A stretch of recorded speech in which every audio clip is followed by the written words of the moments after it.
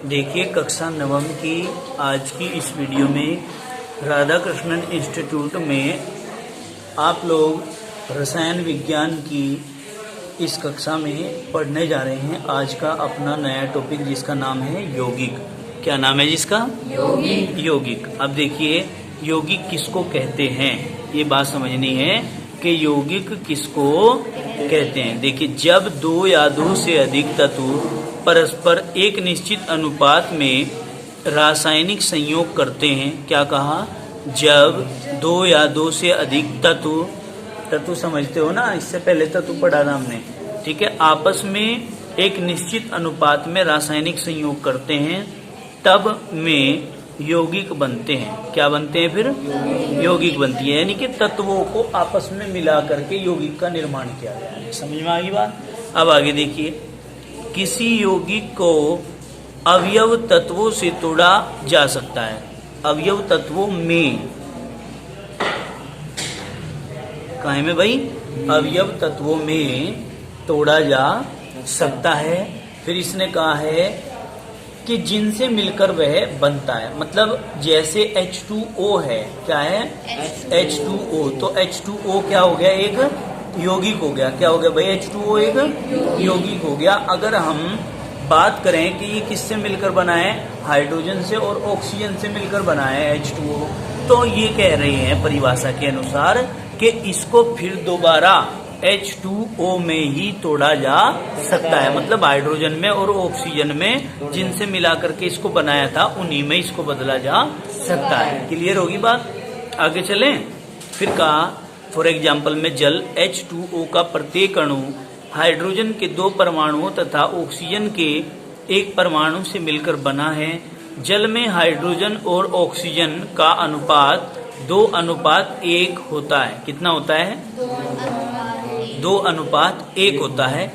जल एक यौगिक है। इसी प्रकार सोडियम और क्लोरीन के संयोग से सोडियम क्लोराइड बनता है, जिसे साधारण नमक के नाम से जाना जाता है। अब साधारण नमक के नाम से हम लोग इसको जानते हैं, और सोडियम से और क्लोरीन से मिलकर के बना हुआ होता है। यदि इसको तोड़ दिया जाए वापस, तो ये Na में और Cl में टूट जाएगा। समझ में आई बात? मतलब सोडियम में और क्लोराइड में वापस टूट जाएगा। क्लियर होगी बात? कोई दिक्कत है?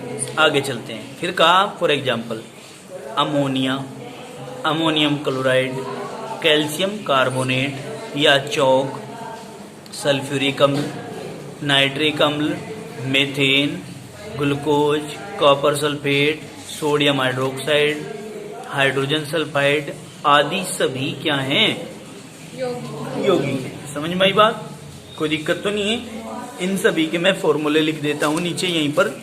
अमोनिया का फॉर्मूला होता है NH3, अमोनियम क्लोराइड, इसका फॉर्मूला होता है NH4Cl, कैल्शियम कार्बोनेट, इसका होता है CaCO3, चौक भी इसी को ही बोलते हैं। सल्फ्यूरिक अम्ल का होता है H2SO4, नाइट्रिक अम्ल ये होता है HNO3, नाइट्रिक अम्ल होता है। इसके बाद कहते हैं मीथेन किसको बोलते हैं? CH4 को बोलते हैं, ठीक है जी। ग्लूकोज C6H12O6 इसको बोलते हैं। कॉपर सल्फेट CuSO4 बोलते हैं। सोडियम हाइड्रोक्साइड यानी कि NaOH, ठीक है, और हाइड्रोजन सल्फाइड H2S, ये सब इनके फॉर्मूले हैं क्रम के अनुसार। किसके अनुसार? क्रम के अनुसार। समझ में आ गई बात? सीक्वेंस में आप लोगों को मैंने नाम के साथ साथ इनके फॉर्मूले भी बता दिए हैं, और बाद में मैं कह रहा हूँ कि ये सभी के सभी क्या हैं भाई? यौगिक हैं। समझ में आ गई बात? पानी चल रहा है, पानी बंद करके आओ। अब देखिए इसके बाद हम क्या कहते हैं, यौगिकों की विशेषताएं। जैसे आपने तत्व पढ़े थे, तत्वों की विशेषताएं पढ़ी थी।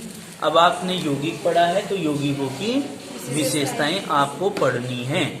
उधर तीनों को दिखाई दे रहा है भाई? तीनों को दिखाई दे रहा है? अब देखो यौगिकों की विशेषताएं में आप क्या कह रहे हो बेटे? आप इसको मत हिलाओ, इसे थोड़ा दूर रहो इससे। अब देखो इनमें हमेशा समांगी संगठन होता है। किनमें? यौगिकों में। यौगिकों में क्या कह रहे हो आप? कि इनमें हमेशा समांगी संगठन होता है, मतलब इनके अंदर जब विलयन बनता है तो अलग से दिखाई नहीं देता घुला हुआ पदार्थ, समझिए, एक जैसा ही दिखाई देता है जो भी इसके अंदर घुला हुआ है, ठीक है। उसके अंदर आप विलयन की ये नहीं ढूंढ सकते। जैसे रेत को पानी के अंदर डाल के आप देख लेते हो कि रेत के कण दिखाई दे रहे हैं, तो वो तो विषमांगी मिश्रण हो गया। लेकिन इसमें ऐसा हो जाएगा जैसे नमक को पानी के अंदर घोल दो, तो क्या नमक को ढूंढ लोगे? क्या दिखाई देता है क्या नमक घुला हुआ? नहीं दिखाई देता ना। तो इसलिए ये क्या है भाई, समांगी संगठन होता है। फिर कहा, फिर ला रहे हो, उधर हो जाओ थोड़े से। अब देखो, इनमें निर्माण में भाग लेने वाले सभी तत्व एक दूसरे से निश्चित अनुपात में संयुक्त रहते हैं। क्या कहा? इसके निर्माण में भाग लेने वाले सभी तत्व एक दूसरे से निश्चित अनुपात में क्या रहते हैं भाई? संयुक्त रहते हैं। बताओ जरा, इतनी बात समझ में आई क्या? कोई दिक्कत तो नहीं है? इनके निर्माण में भाग लेने वाले सभी तत्व एक दूसरे से एक निश्चित अनुपात में मिले हुए होते हैं, एक पर्टिकुलर फॉर्मेशन होता है इनका। आगे देखिए, इनके गुण इनके अवयवी तत्वों से भिन्न होते हैं। मतलब जैसे नमक है, तो नमक के जो गुण है वो सोडियम के गुणों से और क्लोरीन के गुणों से अलग हैं। इसने ये बात कही कि इनके अवयवी तत्वों से जो गुण होते हैं वो भिन्न होते हैं। किसके? यौगिक के। तो यौगिक, सपोज करिए आप लोग, जल है, जल H2O है, तो हाइड्रोजन के और ऑक्सीजन के गुण अलग हैं और H2O के गुण अलग हैं। NaCl है, नमक है, उसमें सोडियम के गुण अलग हैं और क्लोरीन के गुण अलग हैं और NaCl के गुण अलग हैं। समझ में आ गई बात? अब आगे देखिए, इनके निर्माण में ऊष्मा के रूप में ऊर्जा निकलती है। क्या होता है भाई? इनके निर्माण में ऊष्मा के रूप में ऊर्जा निकलती है अथवा आवेशित होती है। क्या होती है भाई? आवेशित मतलब उत्पन्न भी होती है। ऊष्मा का उत्सर्जन होता है, उत्पन्न होना इस अभिक्रिया के अंतर्गत निश्चित रूप से संभव रूप से लिखा गया है। ठीक है, क्या कहा? इनके निर्माण में ऊष्मा के रूप में ऊर्जा निकलती है, मतलब एनर्जी प्रोड्यूस होती है। पानी कहाँ चल रहा है? प्रोड्यूस होती है। अब हमने कहा अथवा आवेशित होती रहती है, मतलब निकलती रहती है। कौन? ऊर्जा। किस रूप में? ऊष्मा के रूप में। अब आगे देखो, इनके अवयवी तत्वों को साधारण विधियों द्वारा अलग नहीं किया जा सकता। मतलब नमक के अंदर से सोडियम को और क्लोरीन को साधारण विधि के द्वारा हम अलग नहीं कर सकते। जल के अंदर से हाइड्रोजन को और ऑक्सीजन को साधारण विधि से हम बाहर नहीं निकाल सकते। फिर कहा, इसका गलनांक व कवथनांक निश्चित होता है। कैसा होता है? निश्चित। मतलब किनका?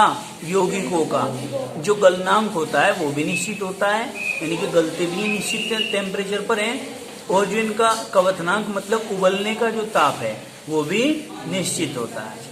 इनकी बनावट तथा रंग सभी स्थानों पर समान होती है। जल को आप ले लीजिए, जल को चाहे तो यहाँ रख लो, चाहे छत पे ले जाओ, चाहे उससे ऊपर ले जाओ, रहेगा तो जल ही। चाहे यहाँ देख लो, चाहे आसमान में देख लो, चाहे दिल्ली देख लो, चाहे बम्बई देख लो, चाहे कलकत्ता, चाहे चेन्नई, कहीं भी देख लो, चाहे अमेरिका, यूनान, फ्रांस, इटली, जर्मनी, सब जगह एक जैसा ही रहेगा। ऐसा तो नहीं है वहां जाके इसका केमिकल बन जाएगा कुछ अलग से। है तो जल केमिकल ही, लेकिन अलग से कोई केमिकल तो नहीं बन रहा, रहेगा तो वही जिसको हम पीते हैं। समझ में आई बात? तो यहाँ तक की बात आपके समझ में आई? तो फिर हम इसके बाद पढ़ते हैं यौगिकों के प्रकार। क्या पढ़ते हैं? दिखाई दे रहा है? यौगिकों के प्रकार आप पढ़ते हैं। यौगिक कितने प्रकार के होते हैं ये बात आपको पढ़नी है। तो आप कहेंगे यौगिक दो प्रकार के होते हैं, एक अकार्बनिक यौगिक और दूसरा कार्बनिक यौगिक। तो अब आप अकार्बनिक यौगिक पढ़ोगे। ए माने अनुपस्थित, कार्बनिक माने कार्बन, मतलब ऐसे यौगिक जिनमें कार्बन अनुपस्थित होता है क्या कहलाते हैं? अकार्बनिक यौगिक कहलाते हैं। समझ में आई बात? क्या कहा? ए माने अनुपस्थित, कार्बनिक माने कार्बन। समझ रहे हो? मतलब क्या हो गया? मतलब क्या हो गया? ऐसे यौगिक जिनमें कार्बन अनुपस्थित नहीं होता है, अनुपस्थित होता है, उपस्थित नहीं होते। समझिए, अनुपस्थित होता है, उपस्थित नहीं होता, क्या कहलाते हैं? अकार्बनिक यौगिक। देखो, इनमें यौगिक जो पृथ्वी की परपटी से, परपटी मतलब ऊपरी सतह से प्राप्त किए जाते हैं, उनमें कार्बन अनुपस्थित होता है। क्या होता है भाई? कार्बन क्या होता है? अनुपस्थित होता है, कार्बनिक यौगिक कहलाते हैं। यहाँ पे अकार्बनिक लिखना चाहिए, अकार्बनिक यौगिक कहलाते हैं। बताओ समझ में आई क्या बात? देखो, ये तो आ ही नहीं रहा था स्क्रीन में, दोबारा देखो। में यौगिक जो पृथ्वी की परपटी से प्राप्त किए जाते हैं। कहाँ से प्राप्त किए जाते हैं भाई? पृथ्वी की परपटी, मतलब परपटी क्या होती है? ऊपरी सतह। क्या होती है भाई? ऊपरी सतह होती है, उससे प्राप्त किए जाते हैं। क्या कहलाते हैं? अकार्बनिक यौगिक कहलाते हैं। मतलब इनमें कार्बन उपस्थित नहीं होता। कैसे क्या होता है? अनुपस्थित होता है। समझ गए? कोई दिक्कत है? समझ में आ रही है बात? इधर पीछे भाई आपकी समझ में आई ये बात? आगे चलिए, क्या कहेंगे हम? कैल्शियम कार्बोनेट, नमक, सोडियम नाइट्रेट, सोडियम कार्बोनेट आदि इसके उदाहरण है। क्या है आदि इसके? कौन कौन? कैल्शियम कार्बोनेट, नमक, सोडियम नाइट्रेट, सोडियम कार्बोनेट आदि इसके उदाहरण है। समझ में आई बात? आगे देखिए, कार्बनिक यौगिक क्या पढ़ेंगे अब? कार्बनिक यौगिक हम क्या कहेंगे? में यौगिक जिनको पौधों और जंतुओं से प्राप्त करते हैं, जिनमें कार्बन उपस्थित होता है, उन्हें कार्बनिक यौगिक कहते हैं। मतलब जो पौधों से और जंतुओं से क्या होते हैं भाई? भाई सन्नी क्या होते हैं बेटे? हैं? पौधों से और जंतुओं से प्राप्त होते हैं। कहाँ से प्राप्त होते हैं? पौधों से और जंतुओं से। क्या कहलाते हैं? कार्बनिक यौगिक कहलाते हैं। देखियो, इसमें कार्बनिक में ए तो नहीं आ रहा था यहाँ पे। ए जब था नहीं तो मतलब उपस्थित होंगे कौन? कार्बन। किन के अंदर? कार्बनिक यौगिकों के अंदर। तो क्या कहेंगे भाई? कार्बनिक यौगिकों में मुख्य रूप से कार्बन उपस्थित होता है। समझ में आई बात? उदाहरण क्या क्या है इसके? शक्कर, एसिटिक अम्ल, स्टार्च, तेल, वसा, प्रोटीन आदि। इन सभी तत्वों में कार्बन आवश्यक रूप से मौजूद होता है, अवयव के रूप में। किसके रूप में? अवयव के रूप में। क्या मौजूद होता है? कार्बन। कार्बन किस रूप में? हाँ, अवयव के रूप में, मतलब तत्व के रूप में मौजूद होता है। इसलिए ये सभी क्या कहलाते हैं? कार्बनिक यौगिक कहलाते हैं। समझ में आई बात? कोई दिक्कत तो नहीं है? अब एक क्वेश्चन आता है यहाँ पर, मैं लिख दूं? ये लो,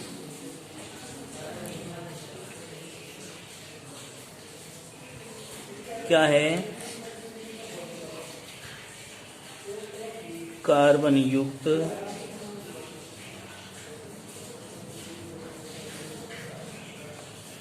सभी यौगिक कार्बनिक नहीं होते, क्यों? आपने अभी अभी पढ़ा है कि जिनमें कार्बन होगा वो कार्बनिक यौगिक होगा, लेकिन एक कंडीशन निकल के आ रही है यहाँ से। आप कह रहे हो कि कार्बन युक्त सभी यौगिक कार्बनिक नहीं होते, क्यों? क्यों नहीं होते? सभी यौगिक कार्बनिक जिनमें कार्बन होता है। ठीक है, अब हम कहेंगे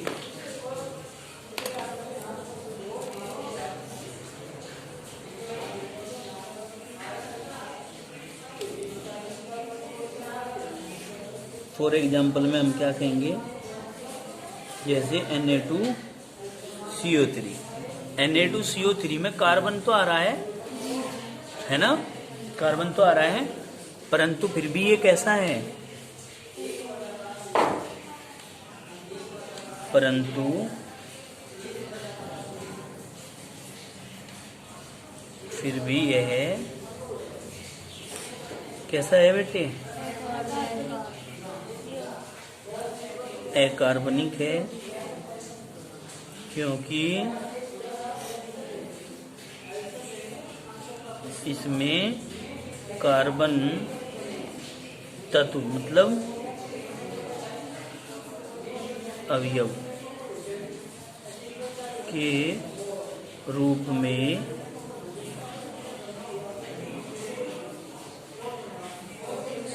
उपस्थित नहीं है। समझ में आई बात?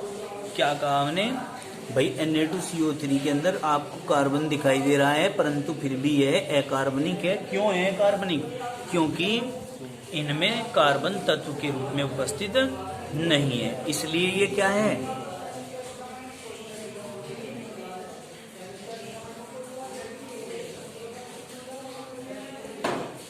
यह